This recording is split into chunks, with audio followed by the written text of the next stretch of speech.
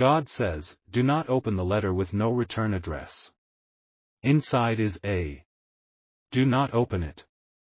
I have been sent to you at this exact moment with a warning that concerns your past, your present, and your eternal destiny. God says, do not open the letter with no return address. You know the one. It arrived a day or two ago. It has been sitting on your table, a silent mystery, calling to your curiosity. Inside is not a threat, not a bill, not a long-lost inheritance. Inside is a forged memory. A beautifully crafted, demonic lie, designed to be downloaded into your soul, to overwrite a key truth of your history, and to poison your future. You have always felt that a piece of your own story was missing, haven't you? An explanation for the pain, a reason for the way things are. This letter is a spiritual lure, designed by a master fisherman of souls, and it is preying on that deep, human need for answers. It promises to make everything make sense. But it is the most beautiful and dangerous lie that has ever been written about you. This divine warning has found you today, on this Holy Friday, September 26th, because the spiritual power of this letter is reaching its absolute peak. The ink it is written in is a supernatural substance, and it is scheduled to permanently set in the spiritual realm at exactly 9 p.m. tonight. If you break the seal and read the words before that time, the false memory will become your truth. It will bind to your spirit, and the chains of a past you never actually lived will hold you in a prison for the rest of your life. You must neutralize this cursed document before that hour. The average person, driven by a simple, worldly curiosity, would have torn it open by now. And their story would have been rewritten by a thief. But you hesitated. Your spirit, the holy watchman within you, felt the danger. Your soul recognized the faint, foul scent of a masterfully crafted lie. And you are now being rewarded for that divine discernment with this heavenly intelligence. The author of this letter is a chronicler of lies. It is someone from your deep past, someone who was a witness to a pivotal and painful moment in your childhood. A jealous contemporary, a bitter acquaintance, a resentful soul who has watched you from afar for years, stewing in their own failure while they have watched God's hand upon your life. They cannot curse your future, because it is protected by God. So, they have launched this insidious attack on your past. The letter that sits in your home contains a perfectly written, but completely false, account of a key event in your life. It is a lie, designed with surgical precision, to do one thing and one thing only, to plant a virulent seed of unforgiveness in your heart. It may be a lie about why a parent left. It may be a lie about who was at fault in a great family conflict. It may be a lie about your own role in a past failure. But the objective is always the same, to make you harbor a bitter, unforgiving spirit, either towards someone you love or towards yourself. That unforgiveness is the true poison. It is a heavy, spiritual anchor. And it is the one thing that can stop the massive breakthrough of peace and promotion that God has scheduled for your life. This is the source of the hidden injustice you have been living under.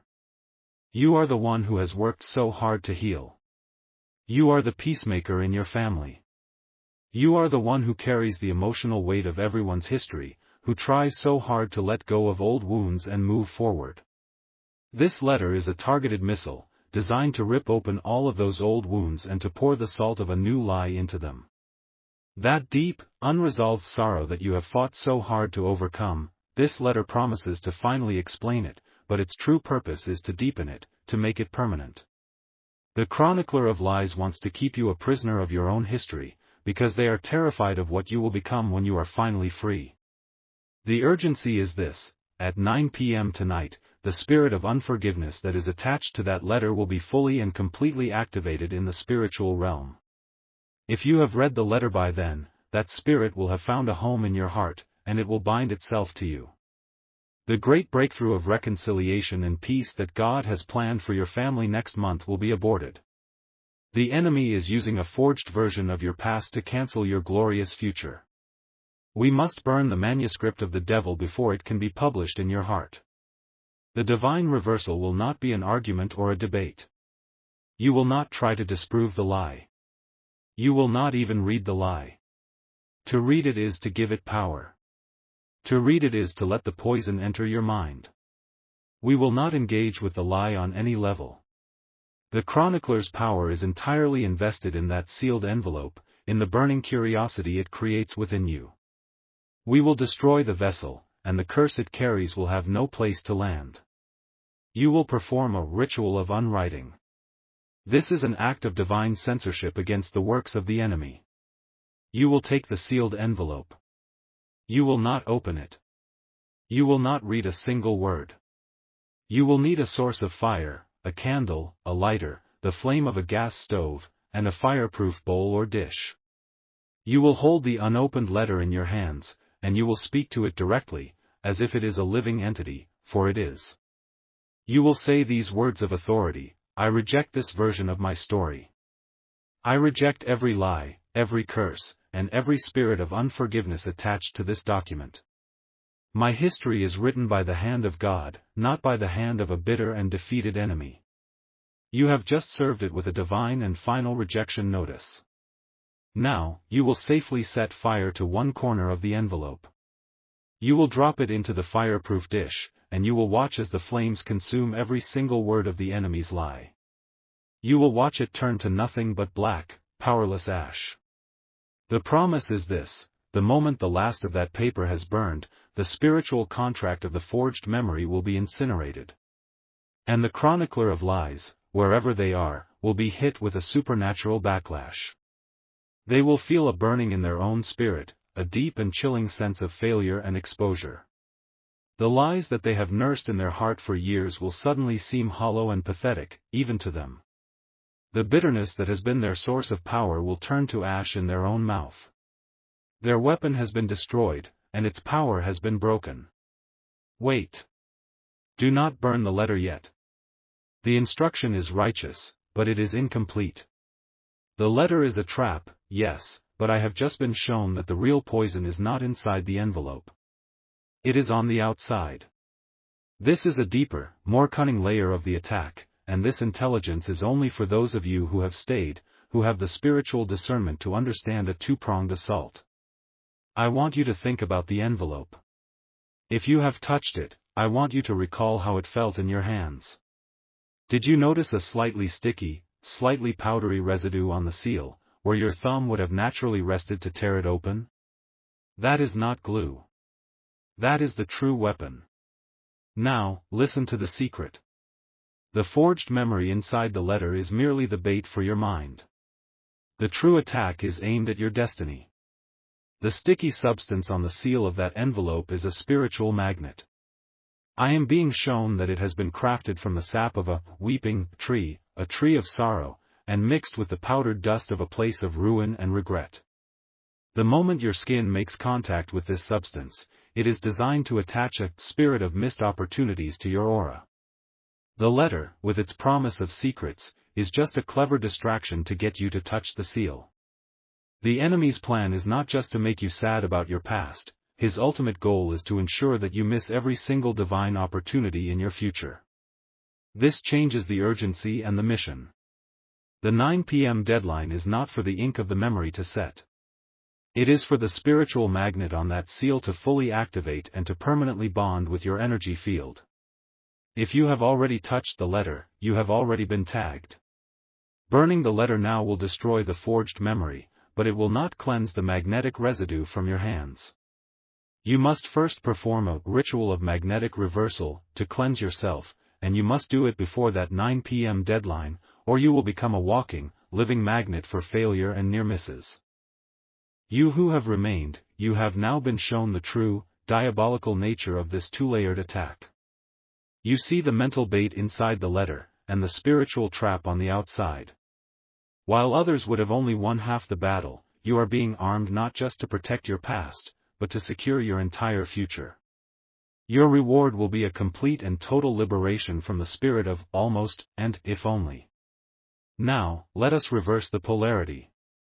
You must cleanse your hands of this spiritual magnet. Find a piece of metal, any object made of iron or steel. A key. A spoon. A steel bowl.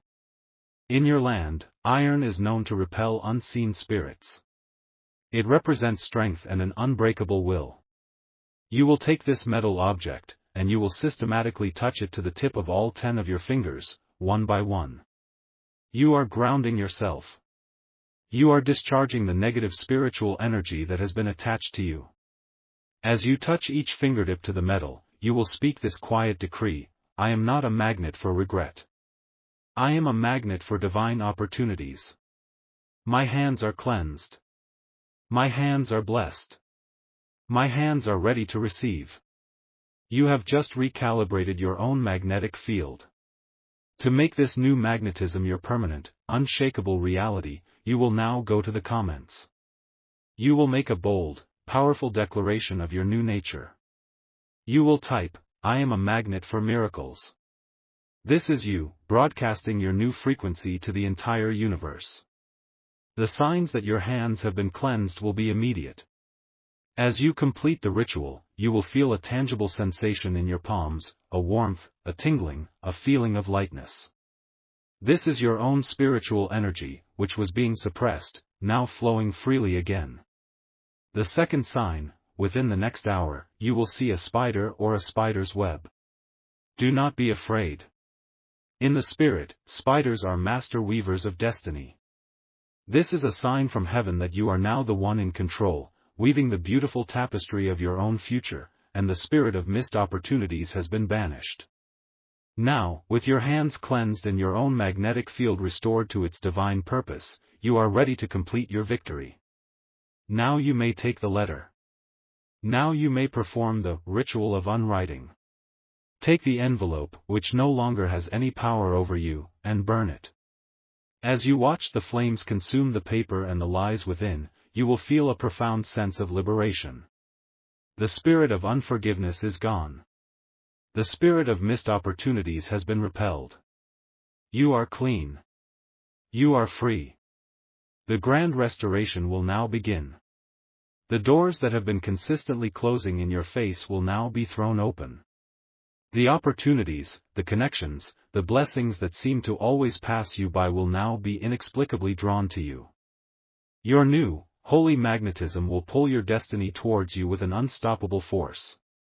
The good news that the enemy wanted you to reject, the breakthrough that was scheduled for tomorrow, will now arrive, and you will receive it, not with a heart full of doubt and unforgiveness, but with a spirit full of peace and with clean hands that are ready to build. This is a real deliverance. On Monday of this week, a woman in Dallas, Texas, who had been passed over for 3 promotions in a row, received a strange, anonymous letter that promised to reveal a family secret. She felt a deep unease. She found this message. She told me she noticed a strange, sticky residue on the envelope's seal. Her heart sank. She immediately grabbed her steel house key and performed the ritual of magnetic reversal, touching it to all 10 of her fingertips. Then she went outside to her barbecue pit and she burned the unopened letter. She said she felt a heavy, gray cloak lift off of her shoulders. This morning, Friday, her boss's boss called her into his office. He said he had been overlooking her, but her name had been on his mind all week. He was creating a new senior position in the company, and he offered it to her directly, bypassing her own manager entirely. A door that was sealed shut has been transformed into a gate. Your gate is opening now. You must now be a gate opener for others. God is bringing to your mind someone you love who is trapped by a false story about their past, who feels like every chance they get is a missed opportunity. Send them this message. Be the one who helps them burn the lies and cleanse their hands. For every soul you help to liberate, your own destiny will be magnified. This prophecy is a masterclass in spiritual counterintelligence. Listen to it again. Let my words train your spirit to detect the enemy's bait, no matter how beautifully it is packaged. If you are ready to reject every forged memory, to reverse every curse of missed opportunities, and to step into the true, victorious, and magnetic story of your glorious life, then you must seal this divine act of liberation now. With the full authority of a child of God, type the most powerful word of truth. Type Amen and let the fire of God consume every lie. Amen.